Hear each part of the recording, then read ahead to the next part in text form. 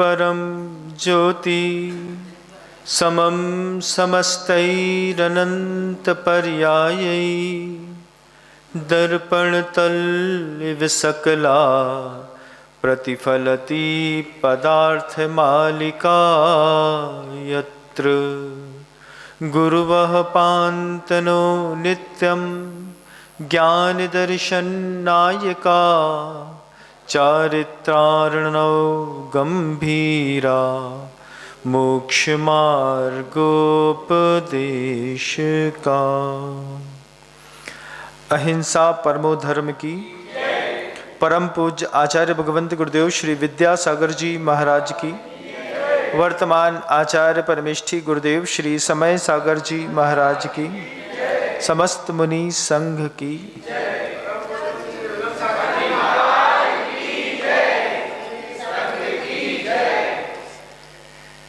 पूरी दुनिया में करीब 800 करोड़ लोग रहते हैं। 800 करोड़ लोगों में से प्रत्येक व्यक्ति किसी ना किसी के ऊपर आस्था तो रखता है। कोई जीसस को मानता है, कोई अल्लाह को मानता है, कोई रामचंद्र जी को मानता है, कोई कृष्ण को मानता है, कोई वर्धमान स्वामी को मानता है, कोई महाशिव को मानता है। आस्था के बिना 800 करोड़ लोगों में से किसी का भी जीवन नहीं है। जर्मनी जैसे देशों में चले जाइए जहां पर भगवान नाम की कोई चीज नहीं है, वहां भी व्यक्ति की किसी न किसी चीज पर आस्था जरूर है। हम भगवान को नहीं मानते हैं तो हम दया को भगवान मानते हैं, करुणा करते हैं, दया के क्षेत्र में दान देते हैं। कहीं न कहीं आस्था सबके मन के अंदर है। जब आस्था सबके मन के अंदर है तो फिर ये सवाल नहीं उठता है कि तुम धार्मिक हो कि नहीं, क्योंकि आस्था है हमारी रामचंद्र जी पे है, केशव पे है, शिव पे है, हरिहर पे है, ब्रह्मा पे है, अल्लाह पे है, हमारी भगवान वर्धमान स्वामी पे है। इसका मतलब है कि आस्था पैदा करने के लिए हमें कोई मेहनत नहीं करनी। आस्था तो है, सबके अंदर है, मेरे अंदर भी है, आपके अंदर भी किसी न किसी की प्रति तो आस्था होगी। मेहनत कहाँ लगती है संस्कृति को जिंदा बनाए रखने में? युद्ध आस्था का नहीं है, युद्ध है अर्थ का। जिस संस्कृति को जिंदा रखने के लिए हम धार्मिक क्रियाएं करते हैं, हम तो करते हैं, लेकिन आगे आने वाली जनरेशन क्या करेगी? आगे आने वाली जनरेशन किस पे ऊपर आस्था रखेगी? तो जो आयतन बने हुए दिखाई देंगे, आदमी कहीं ना कहीं तो डेडिकेशन दिखाएगा। अगर आपका मंदिर बहुत अच्छा बना हुआ है तो आपकी पीढ़ियां मंदिर जाएंगी, नहीं तो अगर मान लीजिए उसके मकान के बगल में एक बहुत अच्छा चर्च बना हुआ है तो पीढ़ियों चर्च में जाकर के अपनी श्रद्धा सुमन अर्पित करेंगे, क्योंकि हमारे खून में है आस्था। तो आस्था पैदा करना हमारा विषय नहीं है। मेरे उद्बोधनों में मैं ये बिल्कुल कोशिश नहीं करता हूँ कि मैं आपके हृदय के अंदर कोई आस्था पैदा कर सकूं, क्योंकि आप आस्थावान लोग हैं। प्रवचनों में प्रायः करके उद्बोधन जो है वो अर्थ युद्ध से जूझती संस्कृति का रहता है। मैं लगातार इस चीज को वॉच करता रहता हूं। मैं अभी भी देख रहा हूं इस चीज को जब आप मेरा उद्बोधन सुन रहे हैं। आप सोचिए, भारतवर्ष के अंदर भारत के माननीय प्रधानमंत्री, गृह मंत्री जी और भारत की सरकार जितना रेवेन्यू पूरे भारत से जनरेट करती है, इस जनरेट किए हुए रेवेन्यू को सिर्फ मनुष्य के विकास के लिए लगाया होता। आदमी के विकास के लिए शिक्षाएं निःशुल्क कर दी गई होती, मेडिकल निःशुल्क कर दिया गया होता, अच्छी इंडस्ट्री डाली होती तो जीवन बहुत सुंदर और व्यवस्थित गुजरता, भिखारी एक भी नहीं मिलता। आखिर इस तरीके का मॉडल अमेरिका में तो है, इस तरीके के मॉडल फॉरेन कंट्री में तो है कि जो पैसा रेवेन्यू जनरेट करते हैं उसको पब्लिक के लिए लगाते हैं। 0 डेथ पॉलिसी है फॉरेन कंट्री में। अमेरिका में एक आदमी हॉस्पिटल के अंदर मर जाए तो डॉक्टर को जवाब देना पड़ता है, ये आखिर आपके हॉस्पिटल के अंदर आकर के मर कैसे गया। इसके लिए वहां पर एक ज्यूरी बैठ करके उसको डिस्कस करती है और फिर उसके बाद करोड़ों रुपए का उसको भुगतान दिया जाता है कि डॉक्टर की गलती से अगर व्यक्ति मर गया है तो। कॉन्शियस है मनुष्य को बचाने में।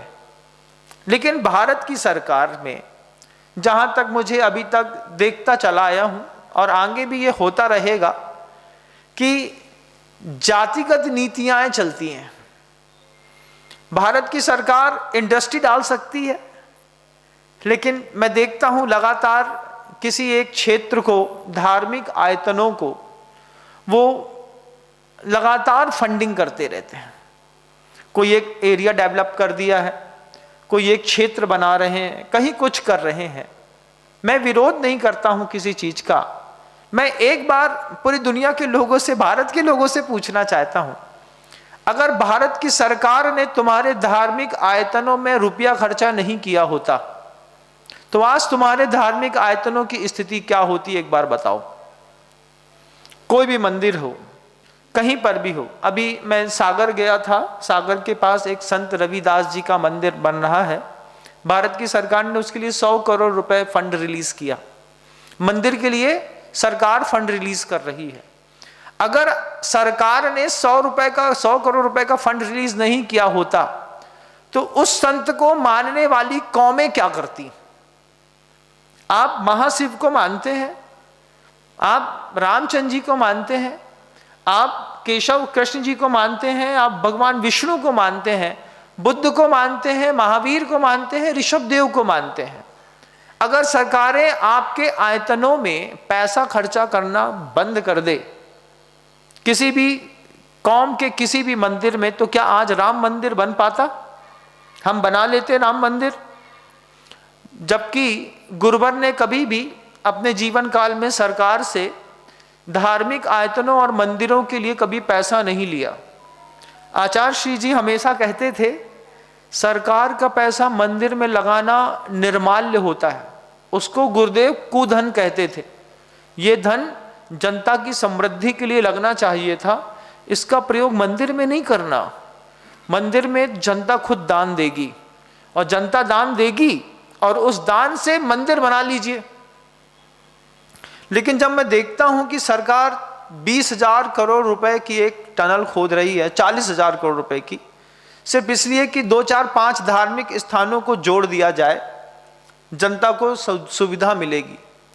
आपने किसी एक पूरे के पूरे नगर को पवित्र नगरी घोषित करके वहां के सारे मंदिरों का जीर्णोद्धार कर दिया। सरकार ने कर दिया। आपने क्या किया? आज जैन शासन अर्थ युद्ध से जूझ रहा है।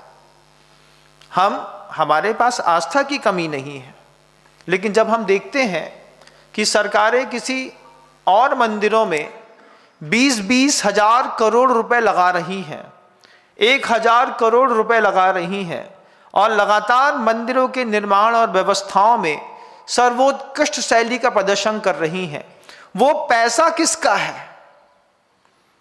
वो पैसा किस लिए दिया गया है? भारत का संविधान देखिएगा, संविधान साफ सुथरा कह रहा है मनुष्य के विकास के लिए आपको उस धन का प्रयोग करना चाहिए था। आपने बड़े बड़े मंदिर बना करके एक संस्कृति की जीवंतता निश्चित करी और उसी मंदिर से जुड़े हुए कौम के लोगों ने 2-2 रुपए बस डालना सीखा, बाकी चैरिटी करना भूल गए। सरकार ने जिस मंदिर पे 10,000 करोड़ दे दिए हैं, 5,000 दे दिए हैं, 100 दे दिए हैं, 200 दे दिए हैं, ये तो 4,000 साल तक जिंदा रह जाएंगे। लेकिन अगर आपके मंदिरों में सरकार ने इस तरीके की कोई व्यवस्था नहीं बनाई है तो क्या हमारी संस्कृति अगले आने वाले 200 साल 400 साल में मिट नहीं जाएगी? तो हमारी संस्कृति को किस चीज से युद्ध करना पड़ रहा है? आस्था से? आस्था से नहीं करना पड़ रहा है।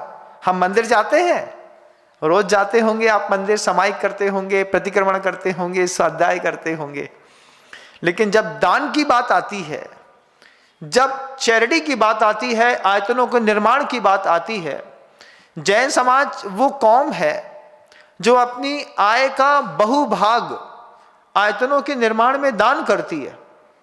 और इसमें भी बहुत सारे ऐसे लोग हैं जो अर्थ युद्ध को देखते हैं, उसके बाद भी शांत बैठे रहते हैं, तटस्थ।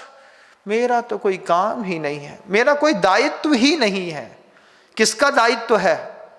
अच्छे साधु मंदिर निर्माण के लिए प्रेरणा देना बंद कर दें, अच्छे साधु पुरुषार्थ करना बंद कर दें, जनता को जोड़ना बंद कर दें, और आपको दान की प्रेरणा ही ना मिले तो क्या कभी आप कोई नया मंदिर बनाओगे?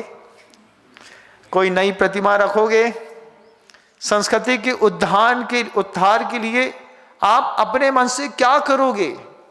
जो विरासत में मिला था उसमें छपाई करा दोगे, उसमें कलर करा दोगे, गिर जाएगा तो चंदा इकट्ठा करके एक गाटर लगा दोगे, लेकिन पूरे मंदिर को अलग करके आप 4000 साल तक चलने वाले किसी नए मंदिर की कल्पना के साथ दान नहीं दोगे। क्यों? क्योंकि साधु नहीं बोलते। साधु ने मंदिर बनाने का ठेका लिया है क्या? नहीं लिया है, लेकिन दिखाई देता है, विजन है। जब अन्न मत के मंदिरों में सरकार लगातार पैसा सेंट्रल गवर्नमेंट से निकल करके मंदिर निर्माण में लग रहा है, उस वक्त जैन समाज के लोगों की भी एक बहुत बड़ी भूमिकाएं तय होती हैं। आप पूरी दुनिया के जैन समाज के लोगों से कहना चाहता हूं, संस्कृति में आस्था का कोई युद्ध नहीं है, अर्थ का युद्ध है। जितना पैसा अन्न मत के मंदिरों में लगा है, अगर सरकार बराबरी की हिस्सेदारी करती कि हम सार्वभौमिक हैं और हम हर व्यक्ति की धार्मिक आस्थाओं के केंद्र को बढ़ाने के लिए बात करते हैं, तो मैं मानता हूं कि 20,000 करोड़ रुपए उसको सम्मेद शिखर जी में भी लगाने पड़ते, लेकिन वहां नहीं लगाया। किसी भी तीर्थ क्षेत्र में आप जाकर के अपने क्षेत्रों की स्थितियां देखिएगा, हर चीज मीडिया में कहीं नहीं जाती, लेकिन समझी तो सब जाती है। देखिएगा कभी आप कि आपके उस अकर्मण्य भाव के कारण कितनी संस्कृतियां मिटने को कगार पर खड़ी हैं। आप जिस मंदिर में पूजा कर रहे हैं, 100 साल में इसका नक्शा बदल जाएगा, और 100 साल में 50 साल में जब इसका नक्शा बदल जाएगा तो आने वाली जो जनरेशन है वो जो देखेगी उसी को बस यथार्थ मानेगी। और कल को कोई कह दिया कि भगवान महावीर इस दुनिया में हुए ही नहीं थे, तो आपकी आगे आने वाली पीढ़ियों के पास उसको समझाने के लिए सिलेबस, स्ट्रक्चर, उसको समझाने के लिए कोई ऐसा एविडेंस नहीं रहेगा कि जिस एविडेंस पर हम ये बता सके कि हमारा धर्म 100-200 साल पुराना नहीं है। नए मंदिर, नए जिनालय, नए जिनबिंब, नए धार्मिक केंद्र आदमी को, व्यक्ति को कंट्रोल करते हैं। समाज के कंट्रोल करने के लिए, एक सोसाइटी को मैनेज करने के लिए एक आस्था का केंद्र बना करके बीच में रखना पड़ता है। और हमारे आस्था के केंद्र आज अर्थ युद्ध से जूझ रहे हैं। एक साधु मेहनत करता है, साधु कहता है आपको ऐसा करना चाहिए, आप उसकी बात को हवा में उड़ा करके छोड़ देते हैं, मेरा काम नहीं है। आप कृपया करके मस्जिद में जाना शुरू करिए, मंदिर आना बंद करिए। आप जाइए कहीं पर, आपको समझ में आएगा कि आपके भगवान की क्या कीमत है और आपके भगवान का होना इस पूरे विश्व के लिए कितना जरूरी है। क्योंकि सिर्फ प्रभु की पूजा नहीं है, उनके सिद्धांत जब अहिंसा दिखाई देती है उस स्थान पर, दया, क्षमा, करुणा दिखाई देती है, सत्वेषु मैत्री का भाव दिखाई देता है, वात्सल्य दिखाई देता है, ब्रह्मचर्य जिसके कारण समाज का मैनेजमेंट बना रहता है। यहाँ पर आकिंचन व्रत की जब बात उस मंदिर में, उस सोसाइटी के सामने रखी जाती है तो सोसाइटी कंट्रोल्ड होती है। सोसाइटी को कंट्रोल नहीं करना है, कम्युनिटी को स्ट्रांग नहीं करना है। हम परेशान हैं अर्थ युद्ध से। हमारी संस्कृति अगर आपके पास पर्याप्त है और आप उसका विसर्जन नहीं करते हैं तो निश्चित रूप से इस संस्कृति को सिर्फ अपनों की लात पड़ने वाली है। आपके पास पर्याप्त मात्रा में धन है, पर्याप्त मात्रा में आपके पास पुण्य की शक्ति का संचय है, लेकिन आपकी ज़्यादा पढ़े लिखे होने के कारण अगर ऐसी मेंटालिटी है कि अरे मंदिरों में कुछ नहीं होता है, आप गलत फहमी में हैं। मंदिरों से आपके परिवार को कंट्रोल किया जाता है। आपके बच्चे मांसाहारी नहीं हुए, घर के अंदर शराब नहीं पिए, आपकी बेटियां अभी भी शालीन वस्त्र अगर पहन रही हैं और बच्चे के जबान में अगर अच्छी साफ सुथरी आवाज़ है, तो उसके पीछे कहीं ना कहीं आपके भगवान की बहुत बड़ी भूमिका है। और नहीं तो आपके घर के अंदर भी अंडे का आमलेट पक रहा होता। अंडे का आमलेट नहीं पक रहा, पानी छान करके मिलता है, घर के अंदर शराब नहीं पीते हैं, मांस नहीं खाते हैं। इसमें भगवान की भूमिका जैसे आपके परिवार को व्यवस्थित करने में है, ऐसे आगे आने वाली जनरेशन के लिए भी तो इस बात को शिफ्ट करना होगा। हम आज हैं, कल नहीं रहेंगे, लेकिन जनता तो रहेगी ना, व्यक्ति तो रहेगा। और व्यक्ति अपना उत्थान जब ढूंढने जाएगा तो किस दरवाजे पर जाकर के माथा टेकेगा? जहां पर प्रभु के ऊपर शराब डाल देते हैं, क्या वहां से मुक्ति का रास्ता निकलेगा? मैं दुनिया के लोगों से पूछना चाहता हूं। जिस चीज को जैन शासन में निषेध माना गया है, जब कोई व्यक्ति पी लेता है तो उन्मत्त पुरुष के वश चेष्टा करता है। जहां पर मैंने ऐसी कौमें देखी हैं, बड़े बड़े चर्चों में जाकर के आप जाकर कभी देखिएगा कि वहां पर शराब चढ़ा देते हैं, पूरी वाइन की बोतल ले जाई और वहां पर चढ़ा दिया। जब ऐसे कुल में धर्म में जन्म होगा तब आपकी मुक्ति के रास्ते और नहीं निकलने वाले। आज पूरी दुनिया में दिगंबर श्वेतांबर कोई भी, लेकिन जैन धर्म की अगर संस्कृति हानि को प्राप्त हो रही है, उसके पीछे का सिर्फ एकमात्र कारण है कि हम सबसे ज्यादा अर्थ युद्ध से जूझ रहे हैं। सरकारें जिस कौम को पैसा दे देती हैं, उस कौम के लोगों को चिंता नहीं रहती है कि हमको अपना मंदिर बनाना है। उनको तो बस हुआ हल्ला करना है, नहीं बनाओगे तो हम देख लेंगे, सरकार गिर जाएगी। सरकार गिरने के डर से नए मंदिर खड़े होते चले जाते हैं। लेकिन आपकी तो उस तरीके का बल भी नहीं है ना। 0.11% पर जैन समाज टिकी हुई है। और इतनी छोटी सी कौम अगर भगवान महावीर स्वामी के अस्तित्व को बचाने की कोई कवायद करती है, उसमें हर एक इकाई की एक भूमिका होती है। अपनी भूमिकाएं आप खुद तय करिएगा। आप तक हो सकता है ये संवाद पहली बार पहुंच रहा हो, लेकिन जो भी लोग मुझे लगातार स्क्रीन के माध्यम से सुनते हैं, ये संवाद सर्वप्रथम मेरा उन लोगों के लिए है कि आप नागालैंड में रहते हैं, मणिपुर में रहते हैं, मिजोरम में रहते हैं, विदेश में रहते हैं, कनाडा, यूरोप, अमेरिका, कहीं पर भी रहते हैं, लेकिन आपकी संस्कृति अर्थ युद्ध से जूझ रही है और आप वहां पर बैठ करके 2-2 करोड़ रुपए का पैकेज लेते हैं और आपको इस बात की बिल्कुल भी चिंता नहीं है कि संस्कृति अगर अर्थ युद्ध से जूझ रही है और ये सारे मंदिर अगले 25, 50, 100 सालों में मिट जाएंगे, तो आगे कौन धर्म का प्रवाह प्रवाहित करेगा? आपकी जवाबदारी बनती है कि आप मेरा सहयोग करें। स्क्रीन पर नंबर होते हैं, स्क्रीन के नंबर 24 घंटे ऑन रहते हैं। आप कभी भी रात के 2 बजे भी फोन लगाएंगे, स्क्रीन के नंबर अटेंड करने वाले लोग आपका नंबर अटेंड करते हैं। आप अपनी इस भारत की वसुंधरा पर बनने वाले गुरुदेव के आशीर्वाद से जो जिनालय हैं, उनमें अपने परिवार की भूमिकाएं तय करिए। आप अपनी सामर्थ्य का परिचय दीजिए। मात्र 2% भी अगर आपने अपनी आय का विधिवत छोड़ा है, तो भी जैन शासन की स्थिरता अगले 4000 साल तक स्थापित करने की ताकत है विनम्र सागर के पास। मैं दुनिया के लोगों से कहता हूं कि आप जितना कमाते हैं, 6%, 5%, 10% तो बहुत बड़ी बात है। आप सिर्फ 2% भी ईमानदारी का देते हैं, लेकिन बात ईमानदारी की है। अगर आप मेरे स्क्रीन पर आवाज़ सुन रहे हैं तो आप अपनी भूमिकाएं तय करिएगा। फ़ोन लगाइएगा, फ़ोन में अटेंड करने वालों से कहिएगा एक बार मेरी मुनिराज जी से बात कराइए, मैं उनसे संवाद करना चाहता हूं। हो सकता है मेरी अनुकूलता होने पर मैं आपसे खुद संवाद कर सकूं। आप बहुत बड़े जिनबिंब रख सकते हैं, मंदिर निर्माण में अपने अर्थ की व्यवस्थाओं को व्यवस्थित कर सकते हैं। गुरुदेव चूंकि इस वसुंधरा पर नहीं है, नहीं होने पर जवाबदारियां और गहरी और गंभीर हो जाती हैं।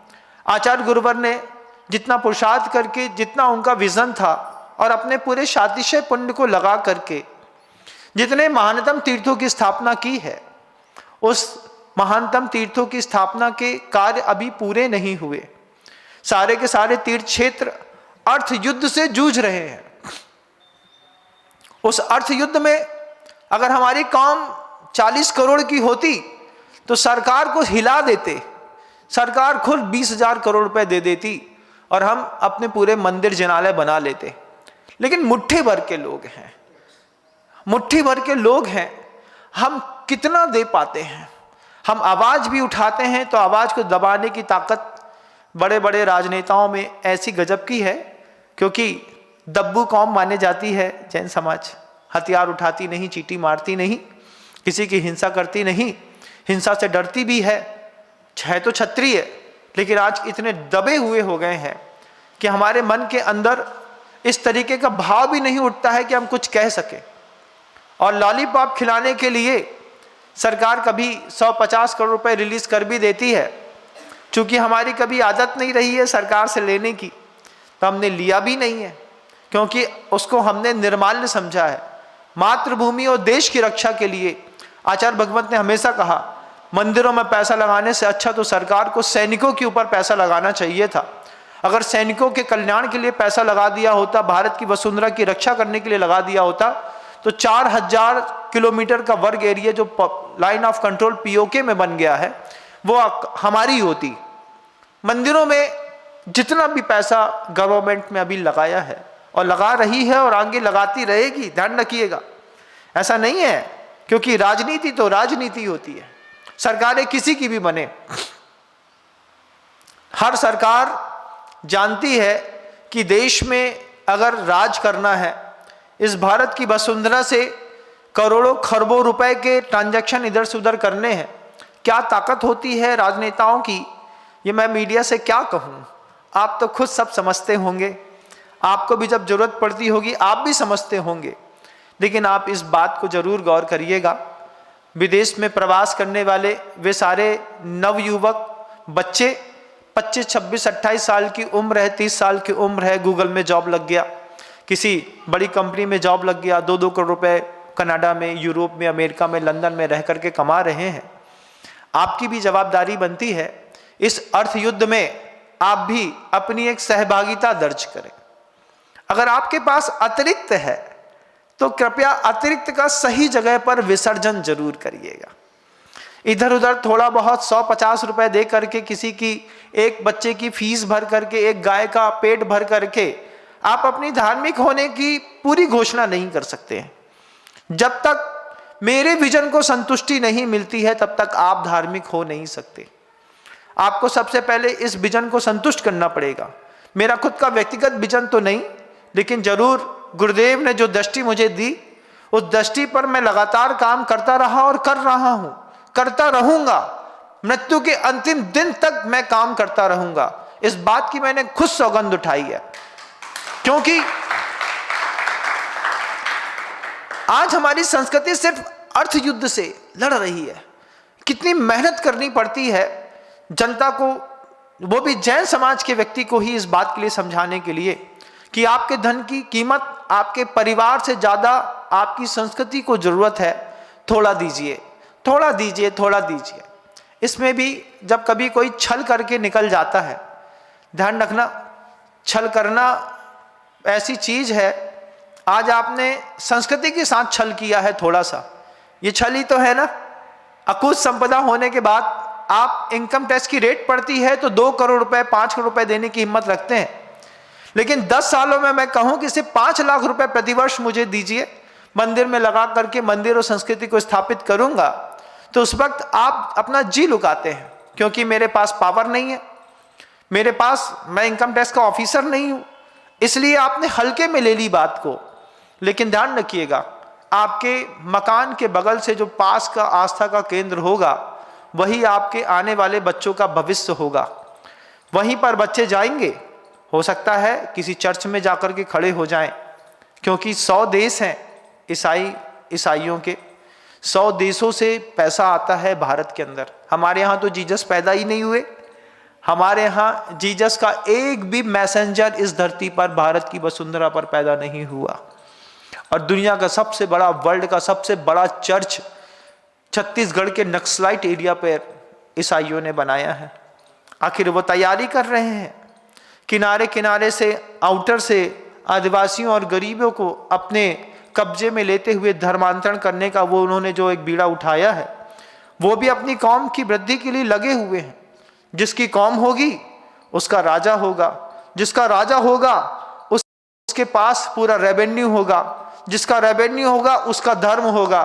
फिर अहिंसा परमो धर्म की बात करने वाले लोग कल को जाकर के बियर चढ़ाने लगेंगे और शराब चढ़ाने लगेंगे, तो आपको अच्छा नहीं लगेगा।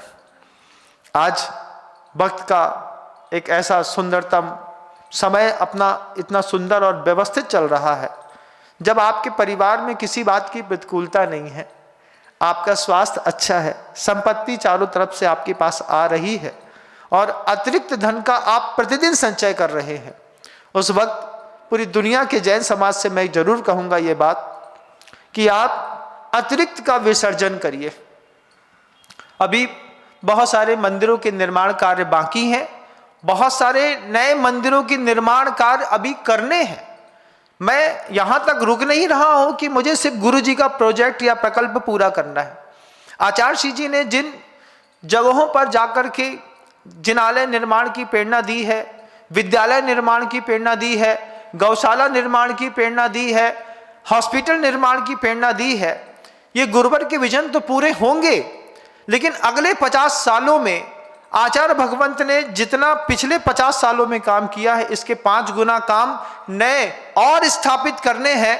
तब जाकर के इस मिट्टी से बनी देह को सुकून मिलेगा इस बात का कि मैंने भी जिन शासन के संवर्धन और पोषण के लिए कुछ किया है। आपकी आस्था बहुत अच्छी है, लेकिन टिकेगी कहाँ पर जाकर के। आज आपका मंदिर छोटा सा है, आज उसकी छत छू रही है और आप छूती हुई छत में कोई ना कोई सॉल्यूशन भरते हैं, उसको ठीक करते हैं। आज आपके पास संपत्ति है, आप छोड़ करके अपने बच्चे के नाम पर दे करके चले जाएंगे। वो बच्चा MCX में लगा करके पूरी संपत्ति किसी और को दे चुका होगा, क्योंकि प्रलोभन इतनी तीव्रता के साथ आंखों के सामने दिखाई देता है।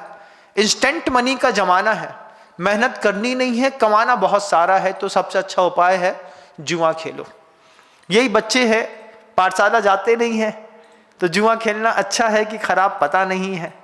तो कल को आपका बच्चा जब आपके 25-50 लाख 1 करोड़ रुपए, बच्चे को बता दीजिए 20 एकड़ जमीन है हाईवे के रोड पे, बच्चे का दिमाग में पारा आसमान हो जाएगा।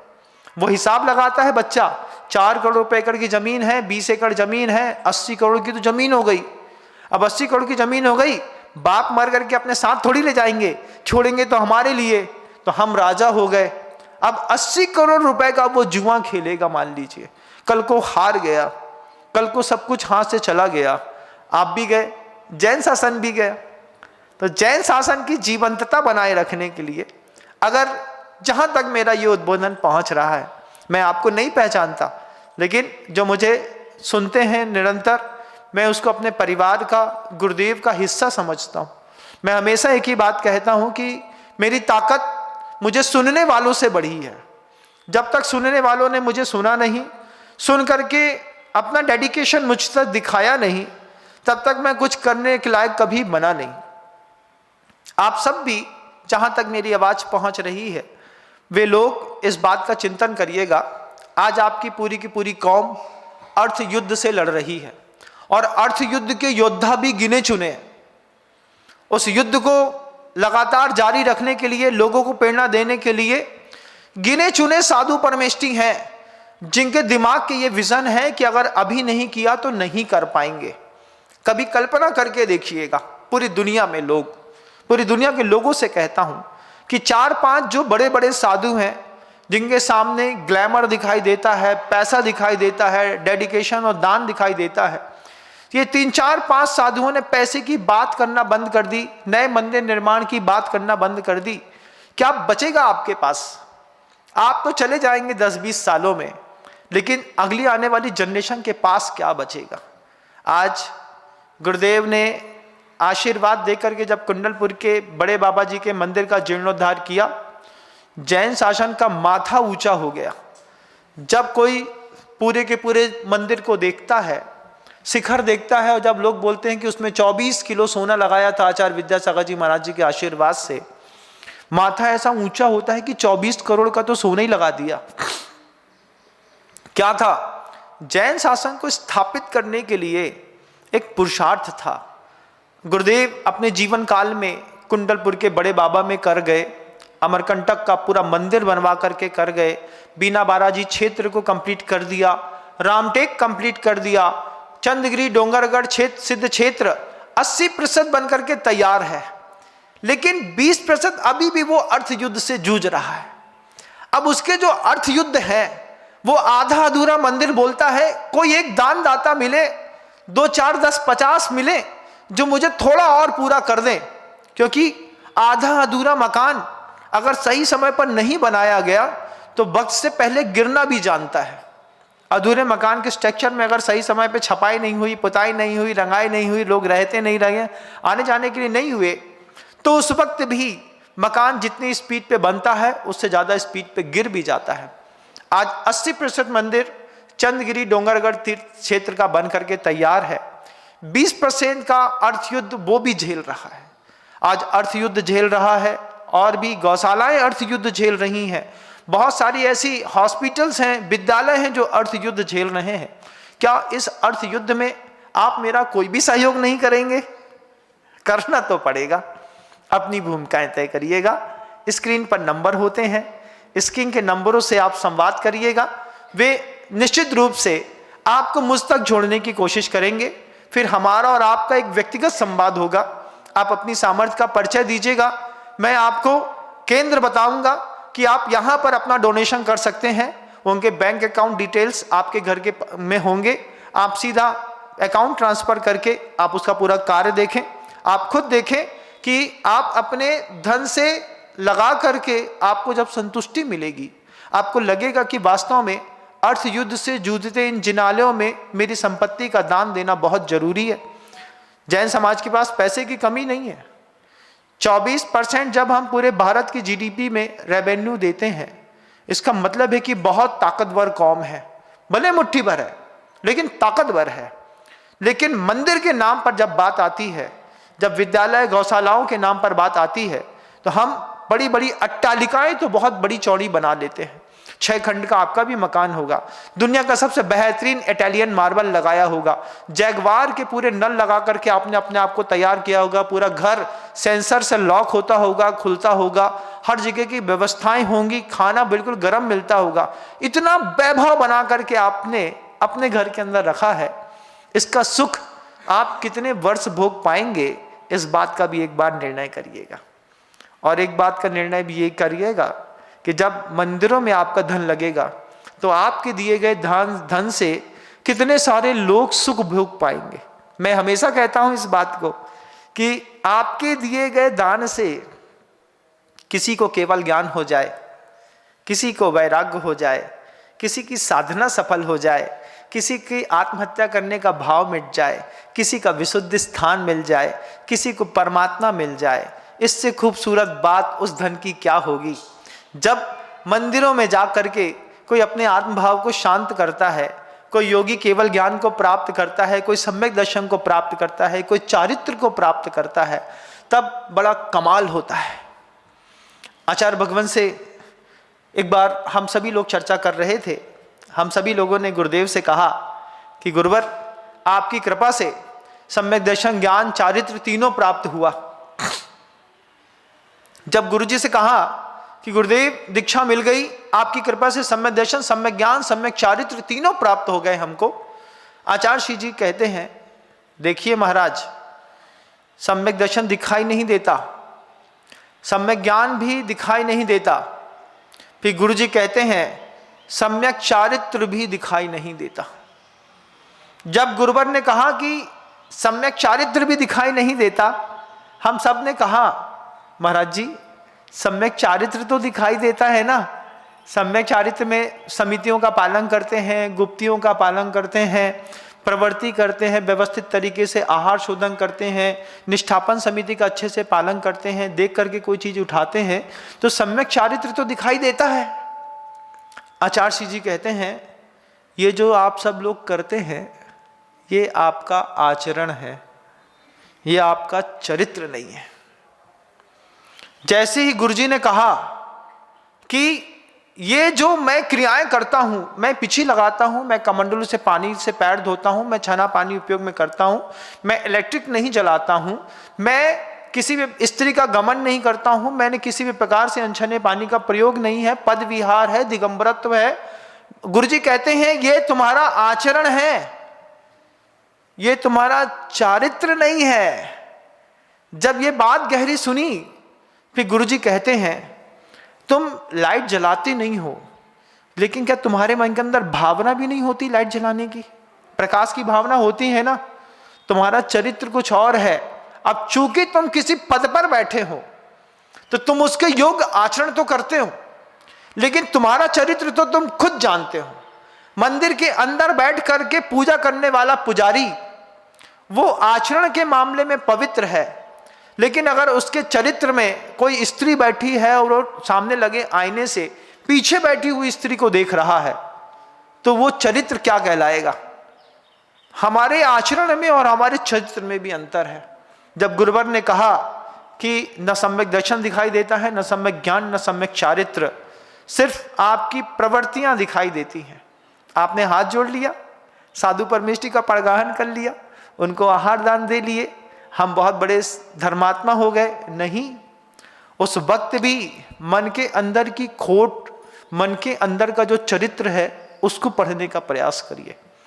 आचार्य भगवंत के इन शब्दों में जब हम जीते हैं, जब हम देखते हैं कि गुरुदेव इतना गंभीर चिंतन देते हैं कि आचरण में और चरित्र में अंतर है। मैंने अपने आप को 1000 बार टेस्ट किया, खुद देखता था। कभी किसी महिला से बात करता था, गुरुवर की बात याद आती थी कि तुम इससे बात तो कर रहे हो, तुम्हारा आचरण तो पवित्र है, तुम्हारा चरित्र भी पवित्र है कि नहीं? जैसी आंख सोचता, आंख इधर से इधर हो जाती, आंख नीचे हो जाती, झुक जाती। बोले क्यों? क्योंकि आचरण तो मेरा साफ हो जाएगा, लेकिन लगातार देखने पर चरित्र खराब हो सकता है। तब आचार्य जी ने आंख झुकाने का एक 3rd बटन C का रूल दिया। माँ बहनों से बात करो, वो बैठी है यहाँ, देखो यहाँ, उसको लगे कि साधु कहीं अंधा तो नहीं है। तो ऐसा कई बार होता है। क्यों? आंख से आंख घुसा करके बात करने पर आदमी का चरित्र खराब होना शुरू हो जाता है। किसी का भी हो सकता है, साधु का भी हो सकता है और गृहस्थ का भी हो सकता है। तो साधु बिल्कुल अंधा बन के बात करता है, महिलाएं माँ बहनें यहाँ बैठी रहती हैं, जमीन में देख, हाँ मैं देख लेता हूँ, सोच लेता हूँ। वो महिला बार बार सोचती है महाराज जी बात हमसे कर रहे हैं, देख रहे हैं दीवार की तरफ। वो उसके पीछे के कारण सिर्फ एक कि जो मेरे आचरण में है वो मेरे चरित्र में भी पूरा उतर जाए। साधु बनने में और साधक बनने में अंतर होता है। साधु पहुंचे हुए होते हैं, जैसे गुरुदेव श्री विद्यासागर जी महाराज साहब, जैसे गुरुदेव श्री समय सागर जी महाराज, ये साधु हैं। हम साधक की अवस्था में हैं।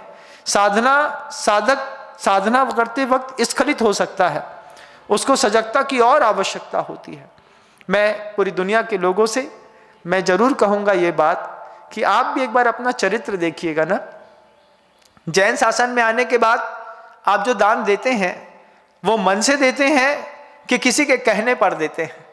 और अगर किसी के कहने पर भी देखते हैं तो सौभाग्य की बात है, लेकिन दान देने के बाद अगर आप पलट जाते हैं तब आपके चरित्र का अलग से प्रस्तुतिकरण दिखाई देता है। आप अपना चरित्र भी निर्मल करिएगा, अपना ज्ञान, अपना दर्शन भी बढ़ाइएगा। और पूरी की पूरी दुनिया में जैन शासन सिर्फ अर्थ युद्ध से जूझ रहा है। अगर लगता है कि इस अर्थ युद्ध में आपका भी सहयोग होना चाहिए, मेरा कंधा मजबूत करिएगा। स्क्रीन में दिखाए गए नंबरों से अपन दोनों मिलकर संवाद करेंगे। जैन शासन को ऊंचा उठाने के लिए आपका हाथ मेरे पास तक पहुंचना बहुत जरूरी है। कृपया आप मुझे अपना हाथ दें और वह हाथ मैं तीर्थंकरों की परंपराओं से जोड़ करके अपना भी जीवन सार्थक कर सकूं। मैं आपका इंतजार करूंगा। गुरुदेव श्री विद्यासागर जी महाराज जी।